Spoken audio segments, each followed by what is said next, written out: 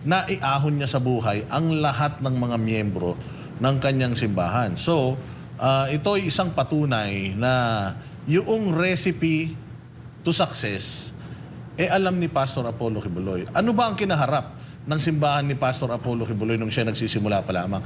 Yun ang kinakaharap ng bayan nating Pilipinas. Yes. Imagine, first world country sa loob ng isang third world na Philippines na kaya nilang gawin.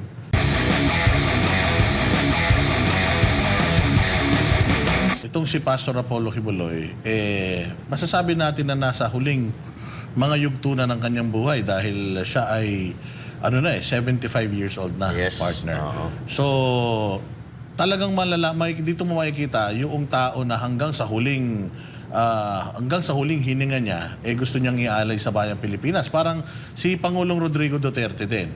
Sabi ko nga kung tayo, noong mga maliliit tayo, ang pangarap natin sa buhay ay puro pang personal. Pero si Pastor Apollo Quiboloy, nagsisimula pa lang yung kanyang simbahan. Actually, noong mga panahon na siya ay biktima ng kahirapan, ang kanyang nais na sa buhay is hindi na makaranas ng ganong klase ng kahirapan. At nung siya ay nagtayo na ng kanyang simbahan at naging responsable na siya doon sa unang 15 na kasama niya, na ngayon imagine 7 million na po sila worldwide. Naiahon niya sa buhay ang lahat ng mga miyembro ng kanyang simbahan. So, ito ay isang patunay na yung recipe to success, alam ni Pastor Apollo Quiboloy. Ano ba ang kinaharap ng simbahan ni Pastor Apollo Quiboloy nung siya nagsisimula pa lamang? Yun ang kinakaharap ng bayan nating Pilipinas. Yes. Imagine, first world country sa loob ng isang third world na Philippines na kaya nilang gawin. So, kayang gawin sa kanilang simbahan, kaya din gawin sa labas ng simbahan. Bakit to paulit-ulit nating sinasabi? Kasi, sawang-sawa na ang mga Pilipino. Yes. Sa kahirapan ng buhay, sa corruption. Kung gusto talaga natin makakita ng serbisyo na mapapakinabangan ng lahat ng mga Pilipino, si Pastor Apollo Quiboloy at yung buong PDP laban stint na or PDP laban na senatorial balls, yan po ang talagang makakapagbigay sa atin ng balanse. Kasi sa panahon ngayon, naku po, pinaparangalan yung mga lumalabag sa batas. Ay, oo. Oo, marami tayong mga nakikita. Mamaya pag-uusapan natin yan. Pero sa panahon ngayon, parang yung mga nanggugulo, parang bukas na bukas Talagang okay na open sila manggulo. Hindi ba? Kaya nga, yun ang lagi natin sinasabi. Gusto natin ng kaayusan, gusto natin ng katiwasayan.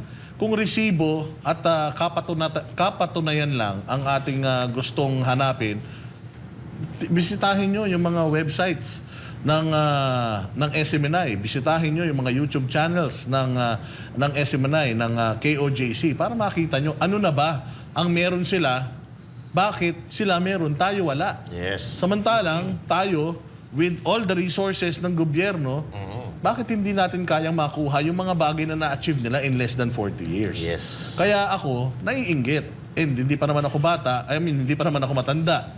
So, at meron din naman tayong mga next generations ng mga lahi natin. And we hope na itong huling the last hurrah of Pastor Apollo Quiboloy, yung kanyang mithiin para sa bayang Pilipinas, sana maranasan pa natin at ng mga susunod na generation. Sabi ko nga sa inyo, itong pagiging senador, sa ibang mga politiko, titulo yan. Yes. Sa ibang mga politiko, status yan. Kay Pastor Apollo Quiboloy, alam nyo ba kung ano ang politika para sa kanya? Para siyang isang mabahong isda. Ganon ang tingin ni Pastor Apollo sa politika. Tama. Isang mabahong isda. Kaya hindi siya wala talaga siyang plano na tumakbo bilang isang senador. Nagagawa naman na niya lahat ng mga bagay na nakakatulong naman siya sa taong bayan. Nakakapag-mentor naman siya sa mga politiko dahil lahat ng politiko pumupunta sa kanya, humihingi ng basbas kada may eleksyon. Nakakapag-advise naman siya Sabi ko nga sa inyo, nagbigay naman siya ng bilyong-bilyong halaga ng assets nila para makatulong sa bayang Pilipinas. Hindi nga lang nila ina-announce. Tayo na nga lang ang mayabang na nagsasabi noon eh. Kasi nga kay Pastor Apollo Kibuloy, tumulong hanggang sa makakaya mo nang hindi mo na kailangan ng asking for anything in return. Ika nga. Hindi ba? Kay Pastor Apollo Kibuloy, kaya siya pumasok sa politika kasi na-realize niya na ito na lang yung wala siya. Nasa kanya na lahat eh. Yes. Power of yung pera, faith, power ng yung dami ng kanilang simbahan, yung success. Nasa kanya na lahat. Ang wala lang sa kanya is yung politika, kaya siya na ganito. Binaboy siya ng politika eh. Yung kanyang simbahan na nanahimik, pinasok ng mga maruruming politiko. Katulad nito, mga partner, gusto ko reaksyonan ninyo.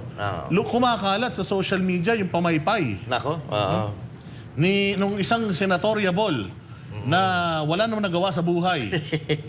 Ang kanyang ipinapagmalaki, mga partner, na achievement, ang paghuli kay Pastor Apollo Kibuloy at kay Alice Guo. Ngayon, nakikita natin kung anong klaseng tao si Pastor Apollo Kibuloy. yes. Tumutulong, gumastos ng ganito, para sa insurhensya maubos, tumulong sa gobyerno, nation building, clean-up drives, humanitarian services, kung ano-ano pang mga magagandang nagawa ni Pastor Apollo Kibuloy. Tapos ipagmamalaki mo, ikaw nakahuli sa kanya. Kung hindi ka ba naman talaga tulongges na kandidato ka, ipapagmalaki mo na ikaw ang humuli kay Pastor Apollo Kibuloy na napakaganda ng nagagawa sa bayang Pilipinas. Sabi ko nga sa iyo magkalkalan kayo ng lahat ng mga nagawa sa Pilipinas. Sigurado ako, baka hindi ka mga lahati sa mga nagawa ni Pastor Apollo Kibuloy sa bayan natin Pilipinas. Pantakin mo, si Pastor Apollo Kibuloy ay may kaso na dismiss na 4 years ago. Yes. Pinagmalaki mo na ikaw ang nakahuli sa kanya, isang pastor, 6,000 kayong pulis. Pumasok kayo sa isang simbahan, doon kayo tumira. Lahat ng ginawa nyo mali. Warrant of arrest nyo para sa ibang tao. Tapos ang address para sa ibang lugar. Nagstay kayo doon ng 16 na araw, may namatay pa. Actually, 3 ang namatay. Yes. Hindi ba? pagmamalaki Tapos yung mo? pinagmamalaki mo, ang tigas ng mukha mo. Oo, kung sino ka man. Ay, ano natin siya? Tawagin natin sa pangalan. Itago natin siya sa pangalang Lus-lus. Oo. Pakagaling mo, Tore. Imagine Galing, mo. grabe. Puro kabalbalan ng ginawa mo, tapos napopromote ka. Walang iya. Ikaw ang Kakaiba no? unang-una na pulis na gumawa niyan. Puro kabulastugan, pero na-promote. Alam mo, kaya ito masamang masamang pangitain ito para sa mga pulis. Kasi parang, di ba, nakita natin, yung PNP chief, parang dina-downplay yung paggamit ng droga. Kita natin ngayon sa social media, nuknukan, pati bata, teenager, nagdodroga na sa social media. Mga vlogger ngayon, ang binablog, puro sa droga na. Dahil nga, sabi nila, hindi naman daw ng lahat ng nagdodroga addict, yung iba nag-overtime lang. Saan ka makakita ng ganyan? Tapos, makikita mo talaga yung trend eh. Si Abalos, nagmamalaki, nahuli ko si Alice Guo. Wala pa namang si Alice Guo, wala pa naman siyang conviction. Nahuli ko si Pastor Kibuloy. Wala conviction. Ang dami-dami magandang ginawa sa bayan. Tapos eto, si General Marvin, dumaan sa tawag diyan, yung busway. Hindi ba? Tapos may kumalat na kailangan i-overshadow. Tapos eto na naman. Si General Torre, matapos ang Kingdom of Jesus Christ, nanalasa na naman dyan sa airport. Pinamigay si PRRD sa ibang bansa. Pinaliliwanag yung due process sa kanya. Hindi niya iniintindi yung due process. Basta kailangan mo sa Basta kailangan. Kailangan pumunta siguro doon. ito, pag inutusan to ni BBM, si Torre lumundag sa building. Lulundag Oo, lulundag yung una muka. Sa sobrang... Pero alam mo, bilib ako sa'yo kasi ginawa mo lahat para dyan sa ranggo mo. Kaya congratulations sa'yo. Alam kong pinaghirapan mo yan. Mantakin mo, kahit na alam mo lumabag ka sa batas, ginawa mo pa rin para lang sa promotion na yan. At dito, napapangit na precedence ito na pinaparangalan yung mga lumalabag sa batas. Lumalabag sa batas, nagsisinungaling. Nakita naman natin sa Senate inquiry kung papaano nag-fumble yan, kung papaanong napatunayan ng taong bayan, napanood kung gaano kasinungaling itong mga to, hindi alam ang kanilang mga trabaho. Pero ipinromote. Ganyan ngayon sa bagong Pilipinas.